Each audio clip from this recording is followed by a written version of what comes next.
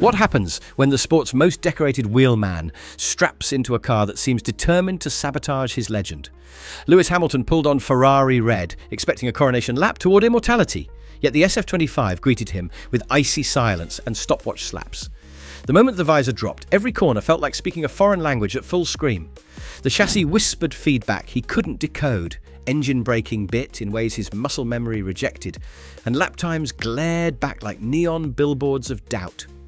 Fans who anticipated instant glory now watch a seven-time champion relearning fundamentals in public, his aura strained under fluorescent paddock lights. But history doesn't crown its giants in moments of ease. It tempers them in crisis.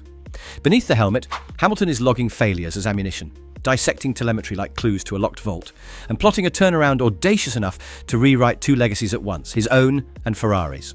The turmoil you're about to witness isn't a downfall, it's the ignition sequence of a story that could explode into the greatest comeback Formula One has ever seen.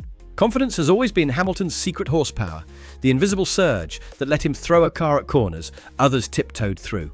In Saudi Arabia, that super fuel vanished. Practice sessions mired him in 13th.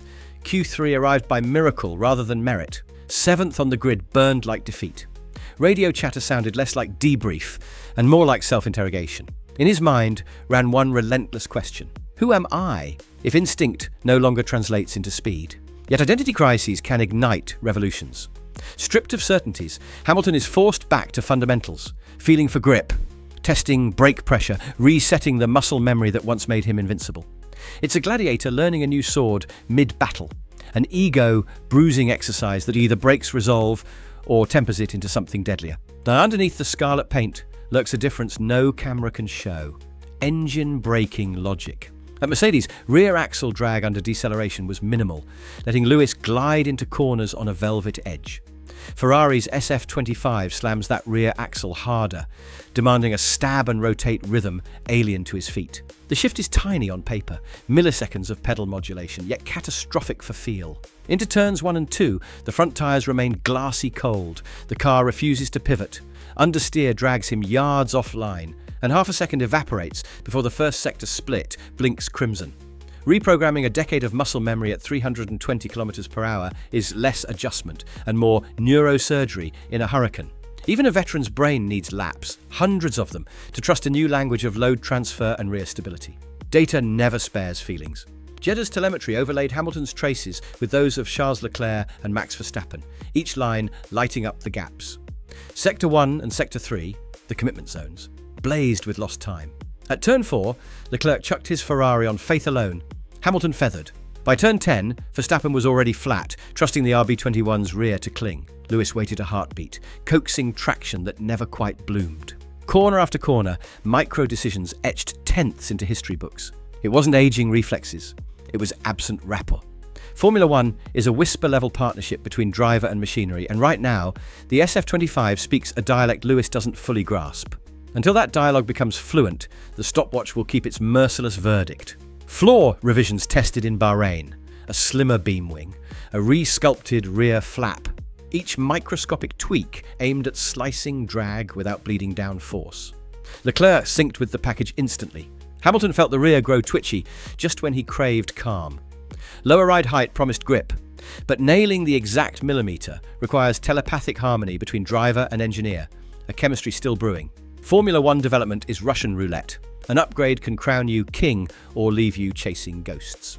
In Jeddah, the new beam wing boosted top speed, but made the rear axle skittish mid-corner, exactly where Hamilton was already tiptoeing. Every lap became a mental tug-of-war: trust the data, and push or obey the seat of pants warnings, and lift. Each micro-hesitation added psychological weight, far heavier than the carbon fibre it sits inside. Saturday's clock betrayed him, but race simulations whispered a gentler story. Hamilton's tyre preservation is still sorcery. Over a stint, he can levitate rubber longer than most. Ferrari strategists eyed two daring paths: pit early and undercut traffic, or stretch the opening stint, praying Jeddah's walls trigger a safety car scramble. Street circuits seldom disappoint drama. Add a clear track ahead of the bruised McLaren of Lando Norris, plus uncertainty over rivals' long-run degradation, and Hamilton suddenly held tactical trumps. Overtake momentum breeds confidence. confidence breeds lap time. And few drivers read the ebb and flow of 50 laps better than Lewis, knowing when to pounce, when to hibernate, and when to pull the pin on tyres everyone else thinks dead. Imola, Monaco, Barcelona, Spielberg, Silverstone, Budapest. The next 6 tracks form a gauntlet where Ferrari expects sharper form. If the SF25 still feels alien by the checkered flag at the Hungaroring, the narrative of failure hardens like concrete. Succeed, and the comeback story blossoms. Fail, and critics will write epitaphs about a titan who mistimed his gamble. Hamilton understands reputation in Formula One isn't cumulative, it's rented by the weekend, and the landlord is unforgiving. Each race without a podium is another line on a resume of doubt. The mental load compounds. Driver questions, engineers doubt simulations. The entire garage feels the walls inch closer. But shrink back and you're finished. Attack, and you might just punch a hole through. Every so often the old brilliance flickers. Victory in the Shanghai Sprint, a ruthless double overtake in traffic, instinctive tyre whispering on a hot track long run. Those flashes are warning shots to rivals. The giant isn't asleep, merely stretching. Once machine and man finally align, the speed won't arrive gradually. It will cascade, drowning competitors in a torrent of purple sectors. Pit wall eyes already dart to Ferrari timing screens whenever Hamilton strings 2 green minis back to back. They know momentum in Grand Prix racing is contagious. One breakthrough setup, one podium spray, and belief spreads like wildfire through a team hungry for redemption. Grand comebacks don't knock politely. They burst through doors when no one expects. Lewis Hamilton's debut year in Scarlet has become a public crucible. Talent versus adaptation, pride versus physics, history versus the present tense. The SF25 is no villain. It is the riddle he must crack to define how this story ends. Solve it, and the redemption arc will eclipse the slump that birthed it. Fail, and we'll witness the poignant fade of a great who bet on the wrong canvas. Yet motorsport law warns against counting out a driver whose career is built on defying momentum. Hamilton has a habit of arriving late to the party and then owning the dance floor. The next flying lap could silence doubters or give them new ammunition. Either outcome will be unmissable. And that alone means the red car at the centre of the storm has already reclaimed a different kind of glory, our undivided attention. So buckle up.